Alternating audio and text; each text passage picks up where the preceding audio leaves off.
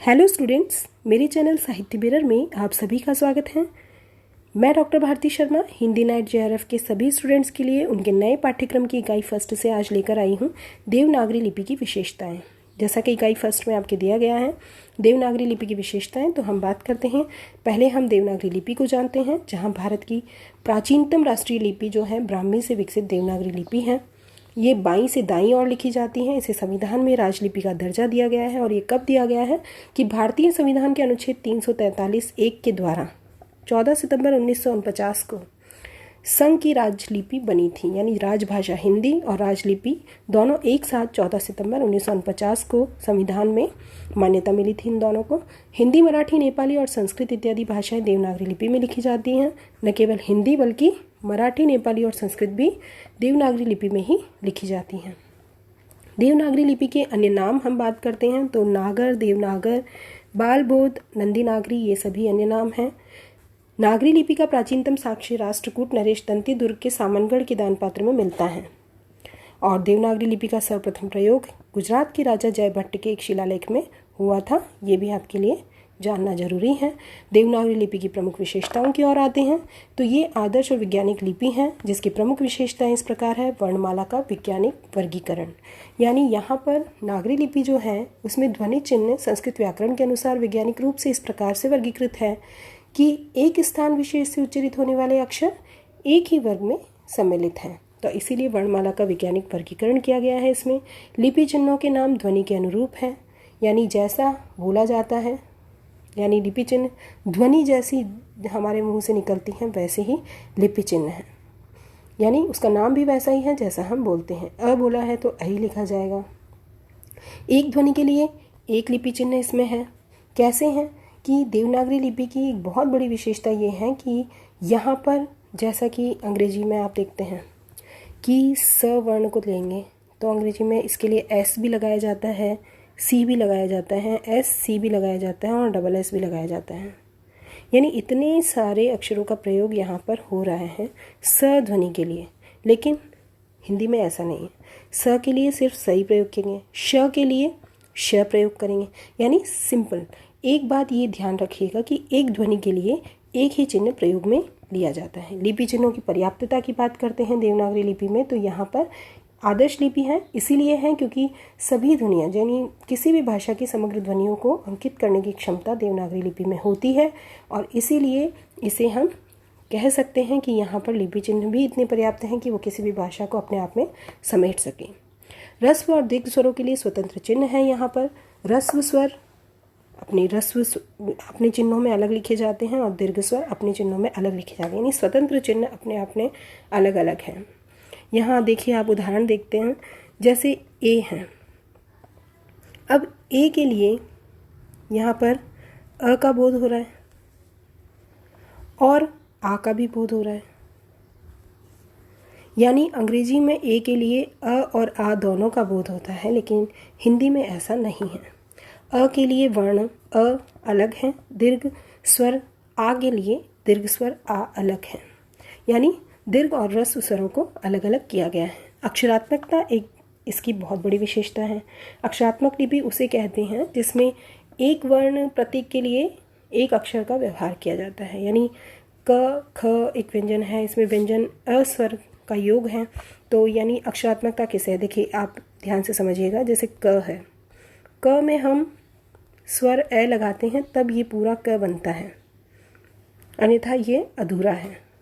तो क वर्ण के लिए हमें इसमें अ स्वर का प्रयोग करना पड़ा, तो व्यंजन क और अ मिलकर पूरा क बना है, तो इसी को अक्षरात्मकता कहते हैं। यानी लिपि का ऐसा होना अक्षरात्मकता इसीलिए है क्योंकि अक्षर का यहाँ अर्थ व्यंजन और स्वर का संयुक्त होना है। अक्षर में व्यंजन और स्वर संयुक्त होंगे, वही अक्षरात्मकता होती है, और ये एक बहुत बड़ी विशेषता है इसमें। स्वर के साथ स्वर संकेत भी एक बहुत बड़ी विशेषता है देवनागरी लिपि की, जहाँ पर स्वर के साथ स्वर संकेत आते हैं। इसी जैसे कि देखिए आप, जैसे मैंने उच्चारण किया ई का, तो ई ऊ, तो यहाँ पर संकेत इसका अलग है, इस ई का संकेत अलग है और इस ऊ का संकेत ही अलग है। और जैसा हम ध्वनि है हमारी, तो वैसा ही यहाँ पर स्वरों का संकेत है। समान लिपि चिन्हों में आकृति की समानता, यानी लिपि चिन्ह चाहे समान हो, लेकिन वहाँ पर केवल लिपि चिन्ह ही समान नहीं होंगे, आकृति भी उनकी समान होती है। जैसे हम देखते हैं वर्ग, ट वर्ग को ले तो ट, ठ, ड, ढ, ण। तो यहाँ पर हम प फ ब को देंगे। देखिए लिपि चिन्ह कैसे एक साथ होते हैं, प फ ब, यानी यहाँ लिपि चिन्हों की अनुरूपता है, क्या है, एक समान है। संयुक्तता की बात करते हैं तो कैसे है संयुक्तता देवनागरी लिपि में। यहाँ देखिए कि ये लिपि सूक्ष्मतम भाषा संकेतों को प्रकट करने में पूरी तरह से समर्थ है। छोटे से छोटे, बहुत छोटे छोटे महीन से जो शब्द होते हैं उनको भी ये प्रकट कर लेती है। जैसे कि मैं बोलती हूँ शक्ति, तो हम इसको ऐसे लिखकर, छोटा सा ये क वर्ण आ रहा है बीच में, उसको भी हमने यहाँ पर लिखा है, यानी जो लिखा जाता है वही बोला जाता है। जैसे वक्त, अब वक्त में देखिए क का हल्का सा उच्चारण हो रहा है, उसको भी हम यहाँ पर अंकित कर रहे हैं। ये संयुक्तता है, ये जो संयुक्त होकर यहाँ पर हमें वर्णों के बारे में पूरी तरह से हमें जानकारी हो रही है, हमें पूरा पता चल रहा है कि हम क्या बोल रहे हैं और क्या लिख रहे हैं। इन्हीं सूक्ष्मतम भाषा संकेतों को प्रकट करने में ये देवनागरी लिपि समर्थ है। और वर्णों के नाम उच्चारण के अनुरूप होते हैं, जैसा बोला जाता है वैसा ही लिखा जाता है, और जो लिखा जाता है वही पढ़ा जाता है। यानी लेखन और उच्चारण में एक रूपता देवनागरी लिपि की बहुत बड़ी विशेषता है, ये हम सब जानते हैं। प्रत्येक वर्ण उच्चरित होता है। यहाँ पर देखिए अंग्रेजी के शब्दों को अगर आप जाते हैं तो देखिए वॉक, वॉक की स्पेलिंग में एल जो है वो साइलेंट है। हाफ शब्द को लें तो यहाँ देखिए आप एल साइलेंट है। नाइफ की बात करते हैं तो नाइफ में देखिएगा आप यहाँ पर के साइलेंट है। ऐसे बहुत सारे वर्ण हैं, बहुत सारे शब्द हैं अंग्रेजी में जो साइलेंट वर्ड आते हैं, लेकिन हिंदी में ऐसा नहीं है, क्योंकि देवनागरी लिपि में प्रत्येक वर्ण उच्चरित होता है। जो लिखा जा रहा है उच्चारण और वर्तनी की दृष्टि से देवनागरी लिपि जो है वो सुनिश्चित और विवाद रहित लिपि है, और इसीलिए एक बहुत बड़ी विशेषता है। सुपाठ्यता भी इसकी एक बहुत बड़ी विशेषता है, क्योंकि सुपाठ्यता यानी पढ़ने में बहुत समर्थ है। हम जो वहाँ पर लिख रहे हैं उसी को वैसे ही पढ़ेंगे। अब अंग्रेजी के शब्द देखिए, इसको लेते हैं हम, तो इसको माल पढ़ना है या मल पढ़ना है या मेल पढ़ना है, हमें नहीं पता, क्योंकि हमें बहुत दिक्कत आएगी, सुपाठ्यता नहीं है वहाँ पर।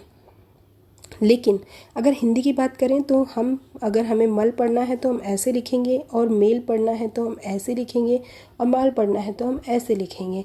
यानी हर शब्द को एक अलग चिन्ह द्वारा अंकित किया गया है उसकी मात्रा के आधार पर। तो सुपाठ्यता इसकी बहुत बड़ी विशेषता है। सुंदर और कलात्मक लेखन इसकी एक बहुत बड़ी विशेषता है, क्योंकि सुंदर है, लिपि सुंदर लगता है लिखने में, और लेखन में भी कलात्मकता है। दूसरी बात हम करते हैं विशिष्ट अभिव्यक्ति की। तो विशिष्ट अभिव्यक्ति हिंदी साहित्य में कुछ ऐसे रूप हैं जो नागरी लिपि में ही व्यक्त किए जा सकते हैं। तो वो विशिष्ट अभिव्यक्ति, जैसे कि छंदों की बात करते हैं, तो छंदों में जैसे माँ सम मोह सजे बनबीन, नवीन बजे सह मोम समा। अब इसको किस तरह से हम लिख सकते हैं?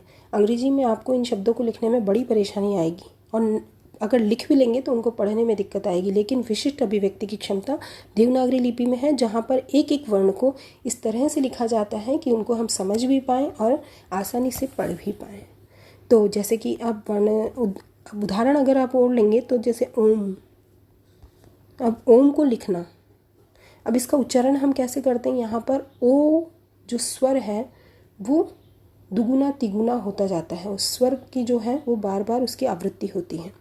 अब इसको बोलने में भी हम इसी तरह से बोलते हैं ओम ओम। तो अब यहाँ देखिए अंग्रेजी में स्पेलिंग ओम होगी, लेकिन इसको बोलेंगे क्या? ओम नहीं, ओम, यानी ओ की ध्वनि है, उस स्वर जो है वो दीर्घ होता जा रहा है। तो यहाँ ये बहुत बड़ी विशेषता है हिंदी में।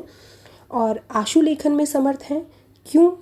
क्योंकि हम जब भी देवनागरी लिपि में अगर कुछ भी लिख रहे चाहते हैं तो आशु लेखन की दृष्टि से, ये शॉर्ट हैंड जिसको कहते हैं हम, तो आशु लिपि का आविष्कार जो है वो पिटमैन ने किया था। आपको मालूम होगा पिटमैन ने देवनागरी से ही प्रेरणा प्राप्त करके आशु लिपि का आविष्कार किया था और इसका प्रचलन आज बहुत सारे कार्यालयों में, ऑफिसेज में होता है।